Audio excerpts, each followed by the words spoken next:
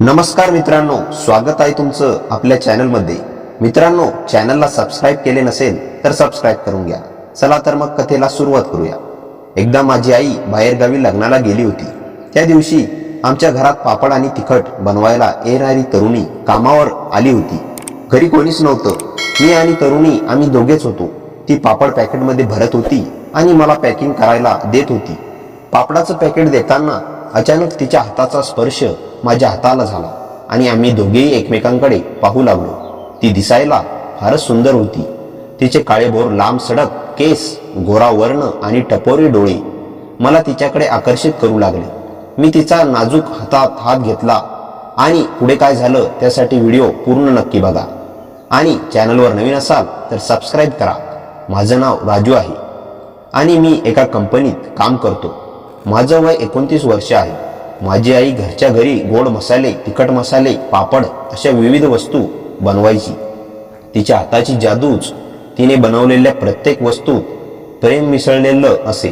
त्यामुळे दूरच्याही लोकांपर्यंत तिच्या कलाकृतीची आवड पोहोचली होती आणि ऑर्डर फार एक सुरळीत धार सुरू झाली होती। पण हळूहळू ही धार इतकी वेगवान झाली की एकट्या आईच्या हातांनी तिचे मार्गदर्शन करणे अशक्य झाले। प्रेमाने भरलेल्या प्रत्येक पाकिटाला वेळ देणं एकट्याने जमीनाशी झाली। आमच्या गावातील एका आजीनं ज्यांना आईच्या कष्टाची कल्पना होती तिने एक मार्ग दाखवला। गावात एक तरुणी आहे, विधवा आहे, कामाची खूप गरज आहे, तिला विचारता का? आईनं त्या तरुणीला भेटायला बोलावलं। तो रविवारचा दिवस होता। सकाळचे 10 वाजले होते। हॉलमध्ये टीव्ही चालू होतं पण माझं लक्ष त्यावर नव्हतं। इतक्यात दरवाजावर एक हलका आवाज झाला, जणू कोणीतरी आपल्या बोटांची पेराणीच दार ठोठावलं। मी उघडलं आणि काही क्षणासाठी वेळ थांबलासा वाटला। दारात उभी राहून ती तरुणी फक्त एक सुंदर मुलगी नव्हती, ती एक दृष्ट काव्य होती। निळ्या साडीत गुंडाळलेली तिची गोरी त्वचा पहाटेच्या धुकेसारखी कोमल दिसत होती। काळे लांब केस वाऱ्यात हलकासे डोलत होते, पण तिचे डोळे ते टपोरे डोळे मोठे होते आणि त्यामध्ये एक अगदी गहन शांत दुःख होतं जे माझ्या अंतःकरणाला एकदम चोरून गेलं। ती एक अशी सुंदरता होती जी आपल्या वेदना सांगूनही मुकाट्याने सहन करत। कोण हवं आहे? माझा आवाज एकदम कोरडा पडला। ती मऊ पण थोडीशी कंपायम आवाजात म्हणाली, एका आजीनं पाठवलं कामासाठी। मी तिला आत यायला इशारा करणारच होतो, इतक्यात आईचा आवाज ऐकू आला। आईने तिला आत बोलावलं, पाणी दिलं। बसल्यावर आईने विचारलं, मुली तुझं नाव काय? स्वाती तिच्या उत्तरात एक नम्रता होती। आईनं पुढे तिच्या परिस्थितीविषयी विचारलं। तिने सांगितलं, मी विधवा आहे, 2 वर्षापूर्वी नवऱ्याचा अपघात, एकटेपणा, आर्थिक संकट। प्रत्येक शब्द अगदी हलक्या आवाजात, पण त्यात इतकी रुजुता होती की ते ऐकून आईचे डोळे भरून आले। माझं हृदय एका विचित्र अगोचर वेदनेने भरून गेलं। इतकं सौंदर्य आणि इतकं दुःख एकाच व्यक्तीत कसं सामावून राहू शकतं? आईने तिला कामावर ठेवलं। चहा पिताना मी तिच्याकडे पाहिलं। प्रत्येक हालचालीत एक गंभीर शालीनता होती। तिने चहाचा घोट घेतला तेव्हा तिच्या गळ्याच्या रेषा क्षणभर उठल्या।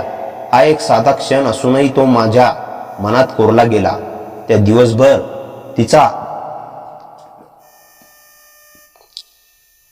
हातांनी माझा एक साधा दिवसभर तो फुटसचा मोहक आवाज, तिच्या हातांची हळूवार हालचाल, तिच्या डोळ्यातलं ते गुपितमय दुःख, हे सगळं माझ्या एक नवीन चित्र रंगू लागलं। संध्याकाळ झाली, तिची आठवण मात्र राहिली। ती निघून गेल्यानंतर घरातील हवेतही तिच्या साडीचा केसरीचा सुगंध रेंगाळत होता। रात्री झोप येईना, डोळ्यासमोर फक्त चिंतेचं तिचेच ते डोळे ज्यात मी वास्तविकता आणि स्वप्न याच्यातील फरक विसरून गेलो होतो। त्या रात्री मला कळालं, ही फक्त एक नोकरी नव्हे, ही एक भावना होती जी माझ्या एकाकी आयुष्यात सूर्योदयासारखी आली होती। एक अशी भावना जिच्याशी लढणं किंवा तिच्यापासून दूर पडणं दोन्ही आता अशक्य झालं होतं। दुसऱ्या दिवशी सोमवार होता। मला ऑफिसला जायचं होतं। मी आवरून डबा बांधून बाईकवर बसलो। त्यावेळी आमच्या घराच्या गेटमधून स्वाती लाल रंगाची साडी आणि रंगाचा झंपर घालून प्रवेश करत होती। आता तिच्या डोक्यावर पदर नव्हता, केस वाऱ्याने हलत होते आणि ती अजूनही खूप आकर्षक दिसत होती। माझी आणि तिची नजरानजर झाली। ती माझ्याकडे पाहून हसली आणि मी तिला गुड मॉर्निंग म्हटलं। तिनेही मला शुभ सकाळ म्हटलं आणि ती आत गेली आणि मी कामावर निघालो. दिवसभर ऑफिसमध्ये माझं लक्ष लागत नव्हतं, पण शेवटी काम करणं गरजेचं होतं. संध्याकाळी घरी आल्यावर अंगणात भरपूर पापड वाळत घातलेले पाहून मला समाधान वाटलं. घरात जाऊन फ्रेश झाल्यावर टीव्ही पाहत बसलो तेव्हा आई म्हणाली, स्वाती ती खूप मेहनती आहे, ती खूप काम करते आणि पापड व्यवस्थित लाटले. आणि मी मनात विचार करत होतो की अशी मेहनती, सुंदर आणि गोड स्वभावाची तरुणी आमच्या घरी काम करायला आली आहे हे खरंच एक चांगली गोष्ट आहे. तिनं तिखट मिरच्या नीट करून दिल्या आणि बाकीचं काम बरोबर करत होती. मला तिचं काम खूप आवडलं. ती दिसायला सुंदर होती, तिचा स्वभावही खूप चांगला आहे असं आई म्हणत होती. मी मनातल्या मनात म्हणालो, अगं तुझ्या अगोदर जेव्हा मी तिला पहिल्यांदाच पाहिलं तेव्हाच मला ती आवडली होती. रोज ती कामावर येत होती, पण आमच्या भेटी फार होत नव्हत्या, कारण मी ऑफिसमध्ये गेल्यानंतर ती येत होती आणि मी जेव्हा ऑफिसवरून घरी आलेलो असायचो तेव्हा ती गेलेली असायची. शनिवारी मी स्वतः सुतरी टाकली, कारण मला तिला पाहायचं होतं, तिला भेटायचं होतं. आईला मी सांगितलं, आई माझी तब्येत ठीक नाही, मी आज ऑफिसला जात नाही. आईनं मान वल्लवत होकार दिला. 10 वाजता ती आली. आईने दरवाजा उघडला आणि मग आई व स्वाती पापड बनवायला लागल्या. मी हॉलमध्ये बसलो आणि त्यांना काम करताना पाहत होतो. स्वाती काम करत असताना मला पाहत होती आणि मी तिच्याकडे चोरून पाहत होतो, कारण माझं लक्ष पूर्णपणे तिच्याकडे गेलं होतं. ती माझ्याकडे पाहून हसत होती. मी तिला हसून उत्तर देत होतो. त्या क्षणी मनात एक सुंदर भावनेची उभारणी झाली होती. आई बोलत असताना म्हणाली, स्वाती तुझ्या ओळखीमध्ये एखादी मुलगी आहे का? माझ्या राजूसाठी लग्न करायचं आहे, मुलगी पाहत आहोत, आम्ही एखादी असेल तर सांग. स्वाती माझ्याकडे पाहून हसली आणि मी सुद्धा तिच्याकडे पाहून हसलो. स्वातीने आईला विचारलं, कशी मुलगी हवी आहे, शिक्षण किती झालेलं असावं असं स्वातीनं आईला विचारलं. त्यावर आई म्हणाली, तुझ्यासारखी देखणी, गोड, कमी शिकलेली असेल तरी चालेल. दुपार झाल्यानंतर आम्ही जेवायला बसलो. स्वातीने डबा आणला होता, पण त्यात चटणी आणि चपाती भाजी नव्हती. आईला आणि मला खूप वाईट वाटलं. आईने स्वातीला विचारलं, अगं स्वाती, डब्यात चटणी का आणली आहेस, घरात भाजी नव्हती का? स्वाती म्हणाली, येथे कामाला आल्यापासून वेळच नाही मिळत, आठवड्याच्या बाजारात जायला. आणि आईने त्यावर म्हणाली, माझ्याकडून भाजीपाला घेऊन जा, चटणी भाकर सोबत खाल्ल्यास तब्येत खराब होईल, स्वतःची काळजी घेत जा. जेवण करताना मी तिच्याकडे पाहत होतो. सौंदर्य आणि कामातील तिची लगन बघून माझ्या मनात प्रेम अधिकच वाढत गेलं होतं. आणि काही वेळानंतर आई व स्वाती कामाला लागल्या. मी बेडरूम मध्ये बसलो होतो. अचानक 4 वाजता स्वाती चहा घेऊन आली. कदाचित आईनं तिला चहा देण्यासाठी सांगितला असावा. मी थँक्यू म्हणत तिच्या हातातला चहाचा कप घेऊ लागलो आणि पहिल्यांदा तिच्या नाजूक हाताचा स्पर्श माझ्या हाताला झाला, ज्यामुळे माझ्या अंगात हलकी लहर उमटली. तिच्याकडे खोल नजरेने पाहिलं. ती लाजत माझ्याकडे पाहत होती आणि पाठमोरी झाली होती. तेव्हाच तिचा पदर मी बसलेल्या बेडच्या लाकडाच्या खुंट्याला अडकला. ती लाजून म्हणाली, पदर सोडा. मी हसत म्हणालो, मी तुझा पदर धरला नाही, तुझा पदर बेडमध्ये अडकला आहे. तिने हळूवार पदर काढला आणि सॉरी म्हणत हॉलमध्ये परत गेली. आईसोबत काम करत राहिली. मी दरवाजातून उभा राहून तिला पाहत होतो. तिने चोरून माझ्याकडे पाहिलं, मीही तिच्याकडे पाहत होतो. अशा छोट्या छोट्या नजरांमधून आमच्यातलं जवळपण वाढू लागलं. दुसऱ्या दिवशी रविवारी हेच दृश्य पुन्हा घडलं. आम्ही एकामेकांकडे वारंवार पाहत होतो. प्रेम हळूहळू अधिकच वाढत होतं. पाहता पाहता 1 महिना उलटला. कामाच्या ऑर्डर चांगल्या येऊ लागल्या, पैसे सुद्धा चांगले मिळाले आणि आई खूप खुश होती. स्वाती आमच्या घरातील थोडेफार काम देखील करू लागली आणि आईला वाटलं की तिला खूप कमी पगार दिला जातोय. त्यामुळे तिने स्वातीच्या पगारात थेट 3,000 रुपयांनी वाढवून 15,000 रुपये करण्यास सुरुवात केली. आमच्या घरात स्वातीचं आगमन आणि तिची मेहनत व प्रेमळ स्वभाव आमच्या जीवनात आनंद आणि उपकारपणा घेऊन आला. तेव्हा स्वाती खूपच खुश झाली. तिच्या डोळ्यातून आनंदाचे अश्रू वाहत होते आणि आईने तिच्या डोक्यावरून हलके हात फिरवत तिला सांत्वन केलं. आई नेहमी म्हणायची की स्वाती खूप चांगली आहे, पण भगवंताने तिच्या आयुष्यात एवढं दुःख नको द्यायला होतं. आणि माझ्या मनातही स्वातीसाठी एक वेगळं स्थान बनू लागलं होतं. एका रविवारी मला सुट्टी होती आणि आईला एका लग्नाला जायचं होतं. आई म्हणाली, स्वाती आज कामावर येईल, कारण ऑर्डर्स खूप आहेत आणि तिला कामात मदत कर. मी होकारार्थी मान हलवली. सकाळी मी आईला बस स्टँडवर सोडलं. ती 2 दिवस गावी जाणार होती. बरोबर 10 वाजता स्वाती आली. तिचा सुंदर मुखवडा पाहून माझं मन तृप्त झालं. मी तिला आत बोलावलं आणि ती म्हणाली, आई कुठे आहे?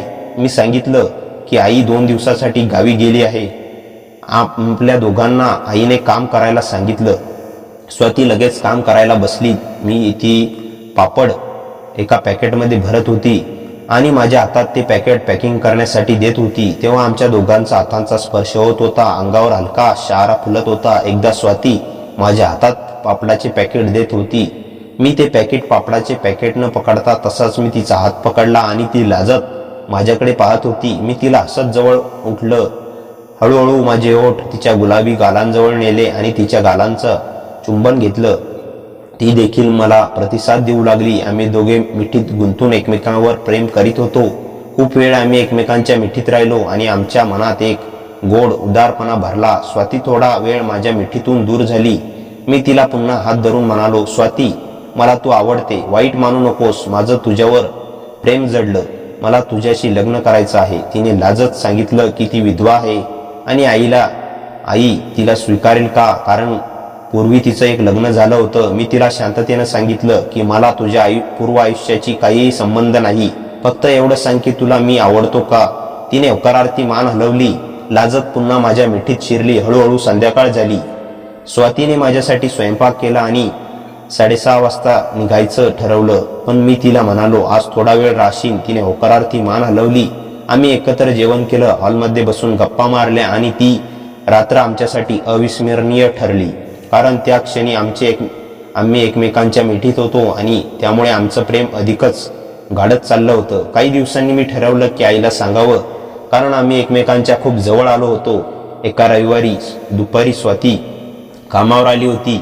मी आईला सांगितलं, आई, मला स्वातीशी लग्न करायचं आहे. मला ती आवडते. माझं तिच्यावर प्रेम जडलं आहे. ते तुलाही कामात खूप मदत करते. ती घरात आल्यामुळे आपलं घर किती सुखकर झालं आहे. आईने थोडा विचार केला. स्वाती जवळ बसत म्हणाली. तिच्या डोळ्यात अश्रू वाहत होते आणि आईने तिच्या डोक्यावरून हलका हात फिरवत आम्हाला दोघांनाही मिठीत घेतलं. त्या काही दिवसातच स्वातीचं आणि माझं लग्न ठरलं. मी आणि स्वाती आईसोबत आनंदाने राहत होतो.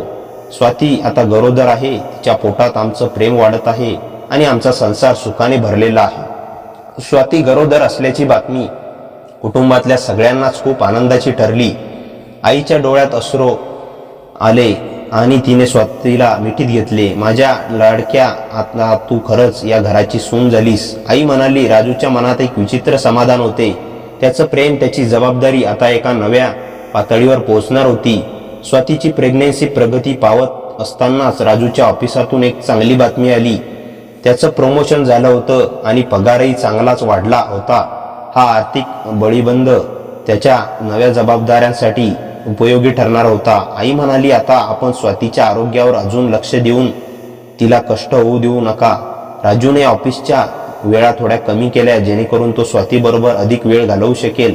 स्वातीच्या माहेरची बातमी कळाल्यावर तिच्या आईवडिलांची प्रतिक्रिया हळूहळू बदलली. सुरुवातीला त्यानं राजूशी स्वातीच्या लग्नाची खूप चिंता वाटत होती, पण आता मुलगी गरोदर आहे हे पाहून त्यांनाही नातं जोडायचं ठरवलं. एका रविवारी त्यांची भेट झाली. स्वातीची आई जोमाबाई आली तेव्हा स्वातीचा हात धरून ती रडली. माझ्या चिमणीचं इथं सुख पाहून माझं मनाला समाधान भरून गेलं. ती म्हणाली, राजूच्या आईने त्यांचा याचा सन्मानपूर्वक स्वागत केलं. 2 कुटुंबांमध्ये बोलण्याचा, हसण्याचा कार्यक्रम सुरू झाला. हळूहळू प्रेमाची दरी भरून निघाली. पुढच्या काही महिन्यातच घरात एक नवीन चैतन्य दिसू लागले. स्वातीच्या हस्ते बनवलेले पापड, तिखट मसाल्यांची मागणी आणखीन वाढली आणि आई आणि स्वातीने एक छोटासा व्यवसाय उभारण्याचा विचार केला. त्यासाठी राजूने त्यांना मदत केली. त्यांनी एक लहानसे पॅकेट युनिटची सुरुवात केली आणि ऑनलाईन ऑर्डर घेण्यास सुरुवात केली. हळूहळू त्यांचा छोटा व्यवसाय चांगला चालू लागला. स्वातीच्या प्रस्तुतीचा काळ जवळ आला तेव्हा राजूने ऑफिसमधून पूर्ण रजा घेतली. तो तिच्या जवळच राहिला. त्या काळात त्याचे बंधन आणखीन दृढ झाले. राजू स्वातीच्या प्रत्येक गरजेची काळजी घेई. आज रात्री अचानक काही हवे असेल तर तो लगेच उठे. आई म्हणत असे, माझ्या राजूने खरोखर प्रौढ झालाय.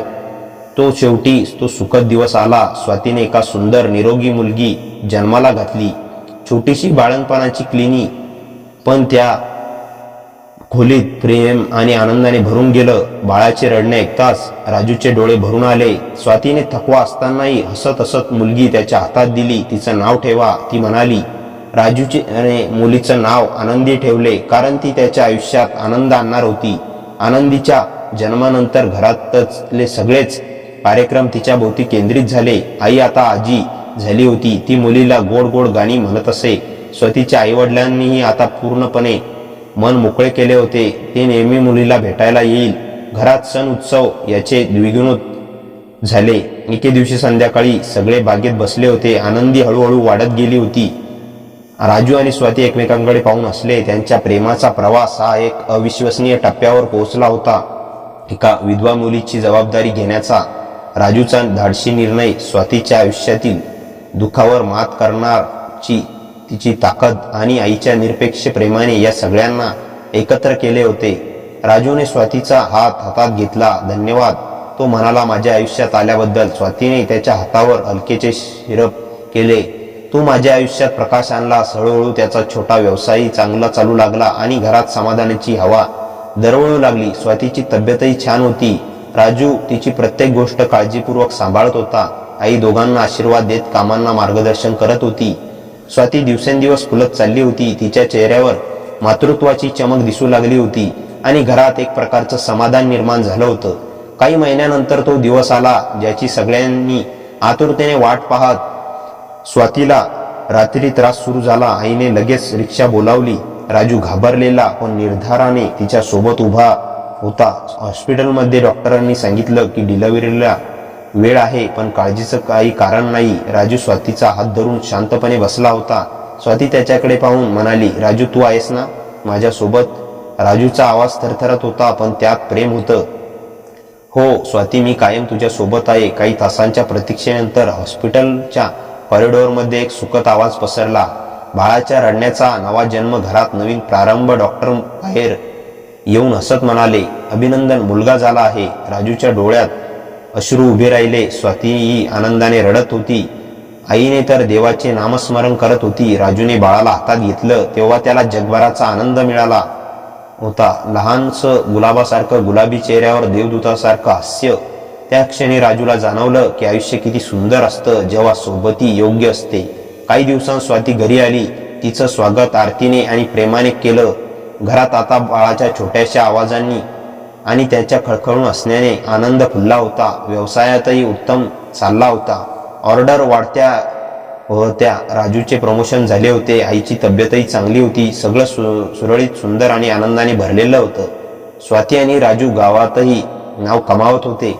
पापड मसाल्याचा छोटा उद्योग आता स्थानिक बाजारातही प्रसिद्ध झाला होता. काही महिन्यात त्यांनी एक छोटी मशीनही घेतली, ज्यामुळे काम सोपं झालं. आई म्हणायची, मला वाटलं नव्हतं की माझ्या कष्टाची परंपरा एवढ्या मोठ्या रूपात वाढेल, पण तुम्ही दोघांनी ते शक्य केलं. आणि स्वाती माझी मुलगीच आहे आता. स्वाती हसत म्हणायची, आई मी तुमचीच आहे. या घरात सुख हे माझं खर माहेर.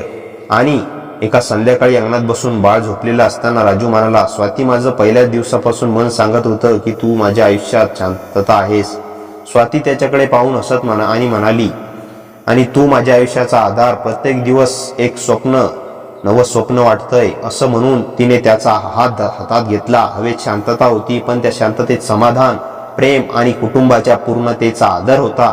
आणि अशा प्रकारे स्वाती आणि राजू आणि त्यांच्या छोट्या बाळाने प्रेमाने, हास्याने आणि एकमेकांच्या साथीने भरलेलं सुंदर आयुष्य जगू लागले. त्यांची ही कथा एका चुकीच्या वळणापासून सुरू झालेली नव्हती, तर एका सुंदर भेटीतून सुरू झालेली आणि आयुष्यभरासाठी स्थिरावलेली प्रेमकथा बनली होती. मित्रांनो, कथा कशी वाटली कमेंटमध्ये नक्की सांगा. कथेला जास्तीत जास्त लाईक करा आणि आपल्या मित्रमैत्रिणींमध्ये शेअर करा. आणि हो, मराठी कथा या चॅनलला वर नवीन असाल तर चॅनलला सबस्क्राईब करायला विसरू नका. भेटूया पुन्हा अशाच इंटरेस्टिंग आणि धमाकेदार कथेसह. तोपर्यंत हसत राहा, खुश राहा. धन्यवाद.